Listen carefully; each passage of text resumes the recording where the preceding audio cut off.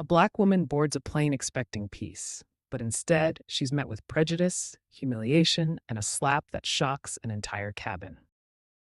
What unfolds next isn't just personal, it's a bold confrontation with systemic racism, racial bias, and the silent rules of discrimination embedded deep within professional environments. In a space where selective enforcement and biased evaluations often go unchecked, one woman's restraint becomes resistance. Her strength forces a reckoning, not just with one flight attendant, but with the entire system that enables such injustice. This isn't about revenge. It's about transformative justice, about exposing how corporate accountability fails minorities and how true leadership rises when silence can no longer be weaponized. Keep watching, because this story reveals what happens when a moment of public racism collides with quiet power and sparks a fight for real, lasting change. They thought she was in the wrong seat. She didn't argue, didn't raise her voice, just looked up, calm, collected, and waited. But the slap still came. Open palm, loud, echoing. And for a moment, the whole plane went still. The woman in 2A didn't move, didn't cry. She just blinked once, then reached into her coat pocket and pulled out a silver badge no one recognized.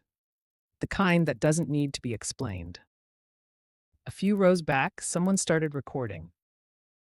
But this didn't begin here.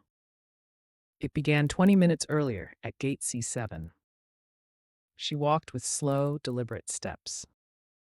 Tailored navy coat, leather satchel, clean black sneakers, laced tight, no jewelry, no smile, just quiet presence. Passengers parted for her without thinking, not out of respect, but assumption, assuming she was staff or lost or confused. She wasn't. Denise Walker, 51, average height, close-cropped natural curls, dark brown skin. Her eyes didn't scan the room. They read it like a map of patterns she'd memorized over decades. She handed the gate agent her ticket, a first-class seat. The agent barely glanced at it. "You sure this is right?" No eye contact. Denise didn't flinch. "I'm sure." Behind her, a white man with a Patagonia jacket and two phones got waved through without a glance. Inside the cabin, eyes followed her, some curious, some suspicious. She placed her bag gently under the seat in front of her, then folded her coat with care and sat. No sunglasses, no laptop, just stillness. Then came the voice. "Ma'am, I think you might be in the wrong seat." The flight attendant was already leaning in, lips tight. Denise turned, polite. 2A. The woman's smile was mechanical. "I know. I'm saying this is for priority boarding." Denise held up her boarding pass. "I know." There was a pause. Something shifted behind the attendant's eyes. She leaned back. "ID?" Denise met her stare, slowly pulled out her license and held it in her palm, open, like an offering. The attendant's hand hovered, but didn't take it. She squinted instead, then whispered something into her radio. Two more attendants walked over. The man with the Patagonia jacket looked up from his iPad and smirked. "Is there a problem?" Denise asked it gently, flat tone, not accusing, not pleading, just factual. The lead flight attendant blinked, caught off guard. "No," she said quickly, "just confirming passenger alignment." Passenger alignment. The phrase hung in the air like a bad smell. Denise folded her hands in her lap. That's when the woman leaned closer and hissed, "Don't make this harder than it has to be." Denise didn't move, but something behind her eyes went colder. She spoke softly. "I'm not the one making this hard." It happened so fast, no one understood the sequence. A shuffle, a bump, a raised voice, then a hand. The flight attendant slapped her. A hush fell over the cabin like a blanket. A man gasped. Someone cursed. The captain's voice crackled over the intercom, then cut off. The slap wasn't hard, but it was public, degrading, a mark that wouldn't bruise but would not be forgotten. Denise didn't touch her face. She just said, "I need to speak to the pilot. Now." 10 minutes later, the jet bridge reconnected. Federal air marshals boarded. Quiet, fast. One spoke into a shoulder mic. The other handed Denise a phone. She took it without blinking. Pressed one button. "Activate 513, she said calmly. "Gate log, body cam, full review. Under Executive Code 46. The attendant paled. "Who are you?" she whispered. Denise looked her in the eye. "Deputy Director Walker, Department of Transportation Oversight." The man in Patagonia stood. "No way." Denise turned slightly. "Sit down." He did. As they escorted the flight crew off, Denise remained seated. Passengers whispered, filmed, looked away. A young black woman across the aisle mouthed, "Thank you." Denise nodded once, barely. She pulled out a small notebook from her coat pocket and began writing. Not out of anger, not even for record keeping. Just habit. She flashed back suddenly to a flight 15 years ago. Same seat, different airline. She'd worn her best suit, saved 3 months for the upgrade. That day, she'd been mistaken for a cleaning contractor, asked to wipe up a spill in 2C. She'd done it, quietly, knowing no one would believe her if she spoke. That was the last day she flew without documenting every detail. She came back to the present with a breath, then kept writing. Outside the cabin window, police lights flickered on the tarmac. Inside, the silence thickened. And in the front galley, the attendant who slapped her sat with her hands on her knees, shaking, tears already falling. No one had said a word to her, but she knew what was coming. Justice didn't need to be loud. Sometimes it just sat there, composed, deliberate, and undeniable. The incident didn't make the evening news. Not yet. But within 2 hours, it hit the internal wire of every major airline, flagged with a security priority tag that made executives pause mid-lunch. Denise hadn't filed a complaint. She filed a Code 513 discrimination alert, the kind that freezes operational reviews and forces legal to respond within 6 hours. It bypasses HR, goes straight to the Civil Aviation Oversight Board. And she wasn't done. At the terminal, Denise walked slowly through the concourse. She was alone. No entourage, no badge visible. Just her. The same navy coat, the same leather satchel. But now, every security camera she passed logged her presence in real time. Every terminal manager on that concourse got an alert. Level 2 oversight official, Walker D. It didn't say why she was there. That was the point. Back in the staff lounge, the flight attendant was still crying. HR had arrived, late and unprepared. A junior rep tried to comfort her. "It's probably just protocol. Don't panic." But the supervisor said nothing. Because she recognized the name. Years ago, Denise Walker had written the very procedures they were now bound by. In the corporate tower 10 blocks from the airport, 2 VPs were already on a secure call. She's invoking 513? Confirmed. Audio capture. Passenger witness uploads. It's active. Who approved her boarding? She didn't need approval. She's audit cleared. Silence. Then, she was testing us. No, she was watching. We failed. At a nearby hotel, Denise sat at a desk near the window scanning a list. It wasn't about that one slap. It was about pattern. 6 prior complaints on the same crew, all from black or brown passengers, all closed without action. One file, I'm invoking full audit authority. Bias response under federal workplace discrimination codes, passenger interaction clause. I want records pulled past 5 years. There was a beat. Are you sure you want this fight? Denise's voice was low. I didn't start it.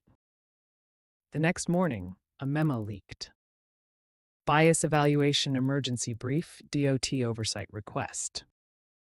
3 keywords tripped national alerts: racial bias, selective enforcement, HR stonewalling. Minorities within the airline's workforce started whispering, then sharing, then emailing old documentation they were told to delete. The system was waking up. Meanwhile, the flight attendant was placed on administrative leave. Not because of the slap, because of a pattern of discriminatory escalation. The company released a cold statement. We are reviewing the matter and remain committed to equal treatment. But Denise's next move wasn't reactive. She requested a full audit of biased evaluations across professional environments in all U.S. domestic carriers. She wasn't just here for an apology. She was aiming at systemic racism itself. That afternoon, Denise entered a private review session at the Department of Transportation. 12 executives, 3 compliance officers, 1 empty chair. She placed her notes on the table, calm. The problem isn't ignorance, it's tolerance. A white male VP shifted in his seat. With all due respect, she raised a hand. I'm not here for respect, I'm here for accountability. Then she turned the screen. Footage from 6 unrelated incidents, all showing Black passengers or staff dismissed, demeaned, or denied dignity. All closed cases. All linked by one phrase. No further action required. And just like that, the room changed. The tension wasn't loud. It settled in their shoulders. One woman whispered, "How did we miss this?" Denise looked up. You didn't miss it. You buried it. A week passed. Not a single press outlet had caught wind of it yet. But inside the airline's boardroom, panic wore a tailored suit. Legal had flagged Denise's audit as high risk. HR scrambled to rewrite old policies. PR drafted 3 versions of a potential public statement. None of them included the word racism. Not yet. Denise knew this game. She'd worked these halls years ago, back when they called it implicit bias and treated it like a smudge to be cleaned with quarterly training. But this wasn't a smudge. It was rot, and it had names, dates, memos, and silence printed on letterhead. The flight attendant's story shifted. First, she said she was startled. Then she claimed Denise had threatened her. A last-minute effort at plausible deflection. But what she didn't know, what no one outside Denise's tight circle knew, was that 2 undercover compliance officers had been on that flight. One seated in 14C, the other by the galley. Both Black, both trained, both silent witnesses. Their reports were airtight. One sentence summed it all up. Passenger Walker exhibited no aggression. Incident was unprovoked. Response was punitive. The truth wasn't just recorded, it was corroborated. And now it was escalating. Denise didn't gloat. She didn't grandstand. She flew coach, sat by the window, and kept her back straight. Her power wasn't in volume, it was in the paper trail. She began requesting exit interviews from minority employees who'd quietly resigned. Dozens responded. Some cried. Some sent voice memos. One said, "They treated me like a problem they were waiting to fix." Another? "I smiled every day and still got called too intense." Denise printed every word. In the basement of a union building, Denise met with 5 former staffers from different airlines. One brought receipts, actual receipts.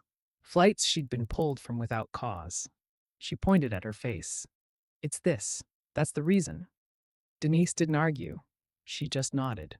"Let's talk strategy." Meanwhile, pressure inside the company reached a boil. 3 internal emails leaked, one from a senior manager. "We're not in trouble for what we did. We're in trouble because she knows how we did it." Another, "If this gets out, shareholders will revolt." And the last, "Find out what she wants. Fast." But Denise didn't want a settlement. She didn't want a check. She wanted air, clean air, transparent air. She wanted corporate accountability in writing, stamped, reviewed by an independent equity panel. She drafted terms. They weren't suggestions. They were conditions for survival. Still, someone tried to call her bluff. An executive offered her a private deal, whispered over lunch. "We can elevate you. VP, maybe more. You're clearly brilliant." Denise looked him square in the eyes. "So I'm brilliant now that I've caught you?" He smiled thinly. She stood. "I'm not here to climb your ladder. I'm here to burn the broken rungs." In the next board session, she brought a visual timeline. A decade of racial bias complaints juxtaposed with promotion records. The trend was crystal.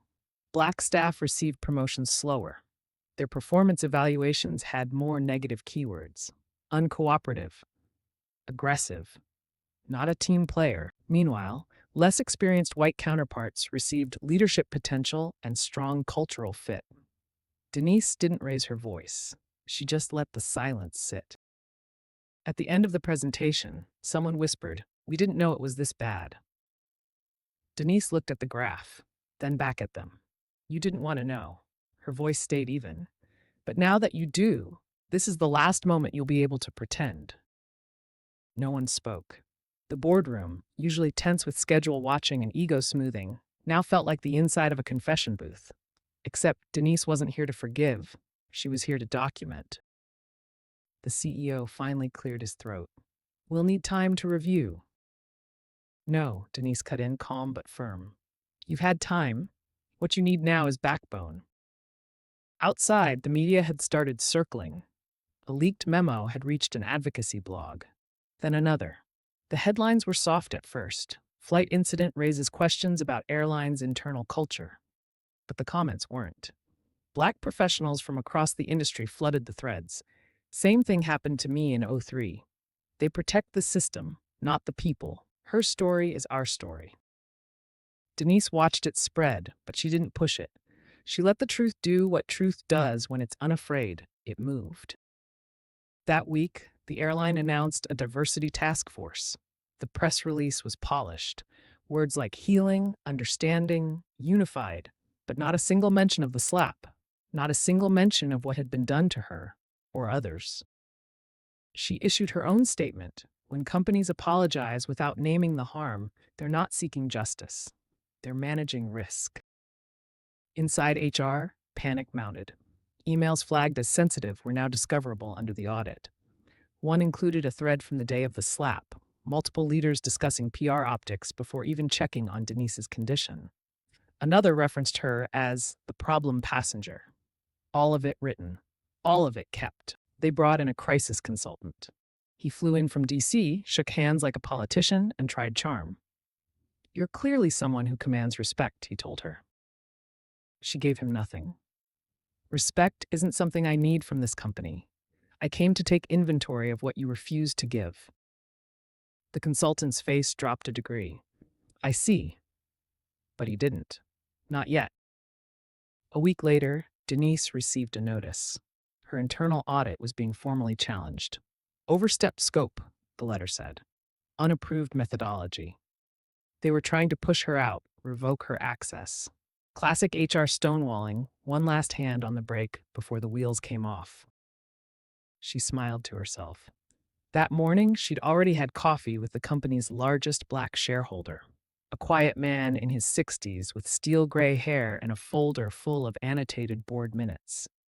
"I've been waiting for someone like you," he told her. "Someone who doesn't flinch." That same day, Denise walked into the quarterly leadership meeting, not with files, but with people.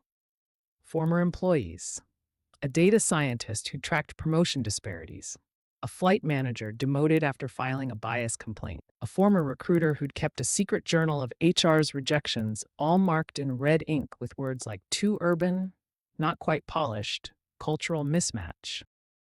She didn't say much, just played 3 short audio clips, each one a door that had been shut on someone's future. When the room fell silent, she finally spoke. You built a system that sees Black professionalism as a threat, that weaponizes tone, that polices behavior you call non-collaborative when what you mean is non-obedient. No rebuttal came, just lowered eyes, shifting feet. And then a single board member, an older white woman with years of polite neutrality, finally asked, "So what do you propose we do?" Denise didn't smile. You listen. You surrender the illusion of fairness, and you let those you ignored rebuild what you broke. The next morning, the story made national headlines. Not because of the slap, but because of the system behind it. Airline faces allegations of systemic racism, workplace discrimination, and targeted retaliation, the headline read. Beneath it, photos of Denise walking out of the boardroom, flanked not by lawyers, but by the very employees who'd once been silenced. Inside corporate, panic hardened into resistance. Legal sent warnings. PR drafted emergency statements. But something had changed. This wasn't a media problem. It was a reckoning. And Denise? She was no longer waiting for approval. She walked into the HR department unannounced, where managers froze mid-sentence. She laid down the leaked internal evaluations, side-by-side comparisons showing Black employees marked as too assertive for the same behaviors praised in white counterparts. She pointed to the section labeled Team Fit. "Define fit," she said quietly. No one answered. She moved through departments like a quiet fire, calm, unstoppable. At each stop, she didn't raise her voice, but the silence around her did. Eyes followed. Some nodded, others looked away, but they all listened now. Then came the final move. Denise published a white paper, Gravity and Glass Ceilings, an internal examination of racial bias in professional environments, backed by anonymized interviews, unredacted emails, and 10 years of HR data. It wasn't just about her. It was about every quietly sabotaged promotion, every undocumented warning, every selective enforcement buried under company policy. It went viral within hours. Universities shared it. Advocacy groups cited it. A congresswoman retweeted it with one word: required. That week, the company's CEO resigned. 2 senior HR executives were placed under formal investigation. And the board, in a last-ditch attempt at credibility, offered Denise the role of chief ethics officer. She declined. Instead, she launched her own organization, the ARC Project, designed to audit, expose, and dismantle systemic racism in corporate leadership structures across the country. She didn't want to fix their system. She wanted to build one they could never again ignore. During her farewell press conference, a journalist asked, "Do you think justice was served?" Denise paused, thoughtful, then said, "This wasn't about justice for me. It was about breaking the silence that protects injustice everywhere." And she left the podium. No applause, no drama, just purpose. She stood outside the airport terminal one last time. Same place. Different woman. Planes roared overhead like thunder, trying to catch up with truth. Inside, travelers moved fast, unaware of the battle that had unfolded behind those pristine gates. Denise didn't need applause. She had something deeper now. Stillness. Power that didn't ask permission. Clarity. A former supervisor passed by. Avoided her gaze. She smiled anyway. Forgiveness wasn't approval. It was release. Across the glass, she saw a Black woman in uniform. Flight attendant. Nervous. Polished. Watching her like she might be a dream. Denise gave a slow nod. A quiet gesture. A baton passed without words. Because this story was never just hers. It belonged to every voice that cracked in silence, every eye that dropped out of fear, every dream that shrank to survive in rooms that promised inclusion but delivered hierarchy. Denise turned toward the parking lot, pulled her coat tighter against the morning wind, and walked, not away, but forward, toward a life not built from approval, but truth. A life earned through fire, not perfect, but free. Because justice isn't a headline, it's a choice, made again and again and again, until silence can't find a home, until policies speak the truth out loud, until leadership stops being a mirror and becomes a window, until dignity isn't earned but expected, until stories like this don't need to be told anymore. Keep watching, because every view, every voice, every share helps tear down what was built to erase us. If this story moved you, like, share, and subscribe. Let your voice be part of the justice. And comment below. What do you think happened after she walked away? Would you have taken the job? Was justice served or just beginning?